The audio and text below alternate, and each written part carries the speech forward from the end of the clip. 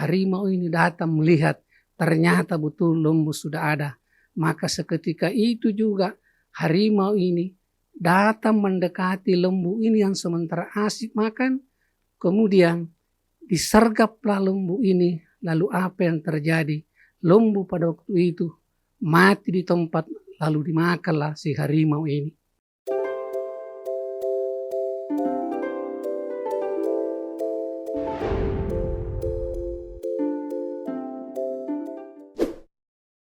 Bismillahirrahmanirrahim. Assalamualaikum warahmatullahi wabarakatuh. Alhamdulillahillazi hadanallah wa yakum ma fihi wasiqul hakim. Asyhadu an la ilaha illallah wa asyhadu anna Muhammadar Rasulullah. Allahumma salli ala sayyidina Muhammad. Kaum muslimin dan muslimat, jamaah TV Majelis Ulama yang saya hormati. Alhamdulillah, mari kita panjatkan puji syukur kehadirat Allah Subhanahu wa Ta'ala, karena kita sebagai warga negara Republik Indonesia harus menjaga persatuan dan kesatuan. Apatah lagi kita hidup di negara Republik Indonesia ini yang berfalsafahkan Pancasila dan Undang-Undang Dasar 45 yang dibingkai oleh Bhinneka Tunggal Ika. Apatah lagi kita sebagai orang yang beriman, pasti persatuan dan kesatuan itu yang kita harus junjung tinggi. Sebagaimana Allah Subhanahu wa Ta'ala berfirman, wa'tasimu bihablillahi jami'an. Berpegang teguhlah kalian kepada tali Allah semuanya. Ayat ini oleh salah seorang cendekiawan Muslim pada zaman Khalifah pernah berkata bahwa sesungguhnya terjadi pertengkaran dan perkelahian di antara kita. Penyebabnya ada dua. Yang pertama karena rayuan dan yang kedua adu domba. Hal ini menurut cendekiawan ini mengibaratkan ada 3 lembu. Satu yang berwarna merah, satu yang berwarna putih, dan satu yang berwarna hitam. Ketiga lembu ini saling bersahabat, saling bersatu, tidak pernah pisah. Pada suatu ketika ada seekor harimau yang ingin memangsanya, tapi dia tidak bisa oleh karena persatuan dan kesatuan ketiga lembu ini sangat rapih. Akhirnya karena harimau ini adalah sangat cerdik, pada suatu ketika dia mengintip dari pandangan jarak jauh. Ada seekor lembu ini pisah dengan temannya, maka harimau ini mendatangi lalu berkata, "Hai lembu, maukah saya ajak pergi melihat padang rumput yang sangat subur untuk kau makan supaya badanmu itu sehat?"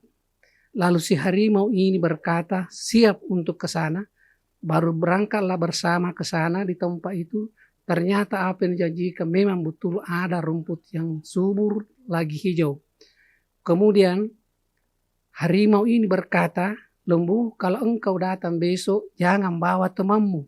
Sebab kalau kau bawa temanmu, rumput ini akan cepat habis dan kau akan kurus. Maka pada waktu itulah lembu ini berkata iya. Keesokan harinya datanglah lembu ini ke tempat itu. Lalu begitu makan, dalam hatinya si lembu berkata, alangkah bagusnya harimau ini karena saya diajak pergi makan rumput yang sangat-sangat subur. Maka apa yang terjadi? Lembu ini terus makan itu rumput, akan tetapi dari pandangan jarak jauh harimau ini datang melihat ternyata betul lembu sudah ada. Maka seketika itu juga harimau ini datang mendekati lembu ini yang sementara asik makan.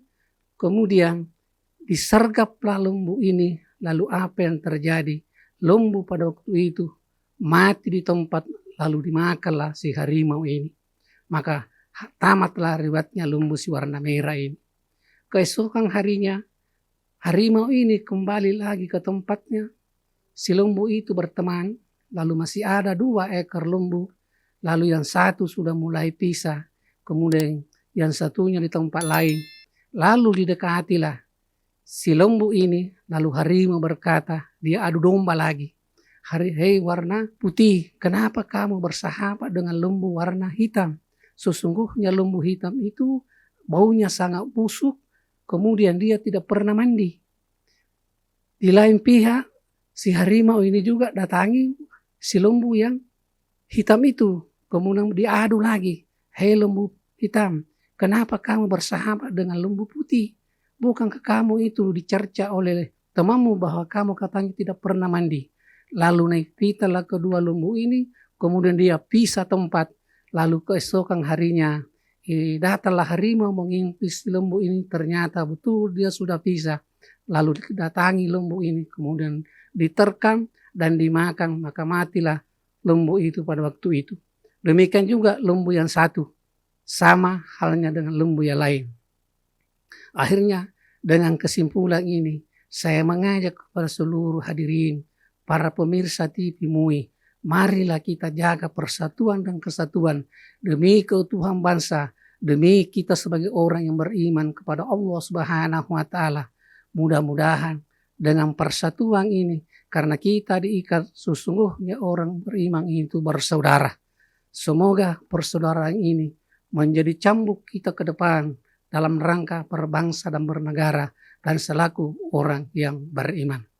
Demikianlah yang saya sempat sampaikan, mudah-mudahan ada maknanya terhadap diri saya sendiri maupun kepada seluruh jamaah.